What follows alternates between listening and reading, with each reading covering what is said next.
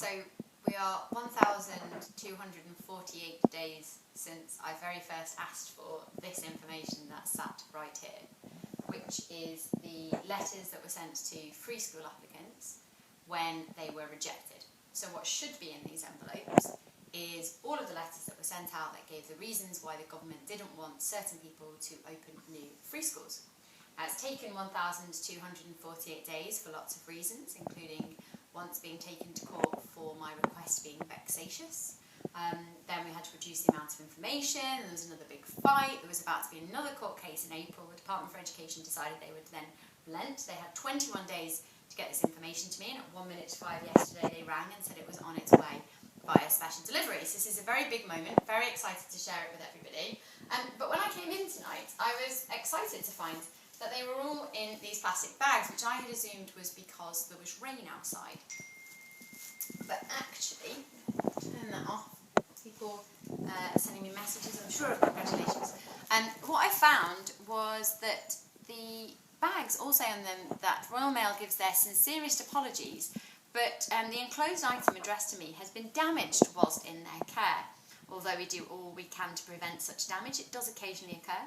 If you think any of the items are missing or damaged, you can obtain the form Lost, Damaged or Delayed Inland Mail by phoning your local customer service centre, and for more information I should refer to Royal Mail's Codes of Practice. Now, I already started opening these, but felt that I wanted to share this moment because a lot of you have been really supportive so far, but also a little bit concerned by what I found.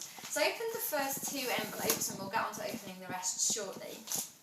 And what I found is that each of the envelopes appears to have been cut, so sort of along a few centimetres they are ripped all along the sides. So this one hasn't been fully opened, but it's been ripped along each of the sides. In the case of this second one, which I opened, as you can see, those rips on this side are still there, but on this side they've actually ripped all the way open, so we don't actually know if all of the information that should have been sent is here. I'm just going to open the other four and we're going to see the extent of the damage on those. This one, slightly worryingly, has had the tamper-proof bag opened on it. Again, we've got those sort of small niggles along the way, but this one, well, you could probably get some paper out of that one, but it's not completely open. So I've got one completely closed, one maybe, one where things definitely could have fallen out. This is package number 3. So this one has those same weird little rips all along the edge, as you can see, and this one is completely open, so that goes in the completely open pile. Package number 5, this one's quite large, with this particular idea group.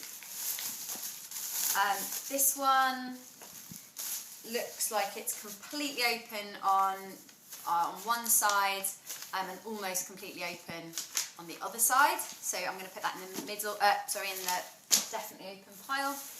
And this one, which is, actually there's only, no, there's 6, this is number 6. Number 6, that one I ripped a little bit then, but it's half open on that side and completely open on the other side. So if we look, we've got 4 packages which are completely opened on one side, so any amount could have fallen out. We've got one which is only half ripped, and then the other one which, as I say, shows these really strange little markings all the way along. Now what I can see is they've been sellotaped at the back so that they weren't openable from the envelope. But I'm not really sure what that means. Anyway, let's open one and let's dig in and see what the data looks like. I've got absolutely no idea what's going to be in here. But,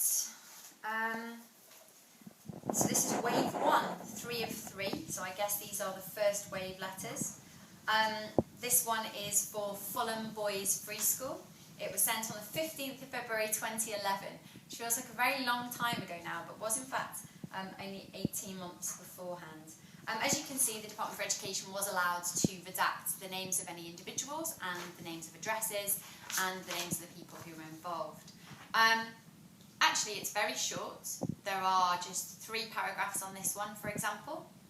It says, I mean, there's a bit of blurb at the beginning and the end, but that looks like it's going to be the same on absolutely everybody's. But on this one, it just says the aims and objectives would be helpful to understand the potential budget implications of the ICT infrastructure plans and staffing structures, particularly as the proposal refers to the intention to fully utilise ICT in lessons via mobile technology.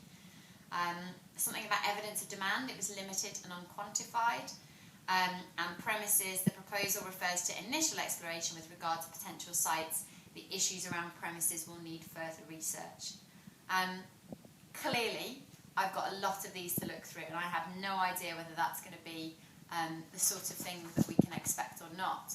What I do have as an initial thought is knowing absolutely nothing about parents for Fulham Boys Free School. I can tell you that there are some free schools who did open in Wave 1 where I can promise you that they didn't have particularly good evidence of demand, nor did they have a premise, and I'm pretty certain that they weren't very clear on their budgets for ICT either. So it's an interesting proposal. Apologies for the cameraman there, by the way, who I think should probably die quietly and on his own time. In either case, what I am probably going to do is get in touch with the Department for Education, so I'm a little bit concerned that these were, obviously, they didn't arrive as they should have done. And that's annoying for absolutely everybody, because I can see that they've put quite a bit of time into putting these together, but it is concerning that the 4 documents have turned up completely ripped open, and it does say on Royal Mail that if that's the case, then it could be that information is missing, and it's hard for me to know what's missing and what's not when, unfortunately, of the 600 and odd of these letters, there are 21 which the Department for Education has said are missing. And it's very difficult for me without a list of knowing which those 21 are. It's difficult to know whether any have gone missing or not. So I will probably have to get in touch with them and see what they think. But this is where we've got to. This is what 3.5 years of FOI will do. Thank you to everybody who's been supportive. And hopefully at some point I'll be able to write more about the process and about what we've found.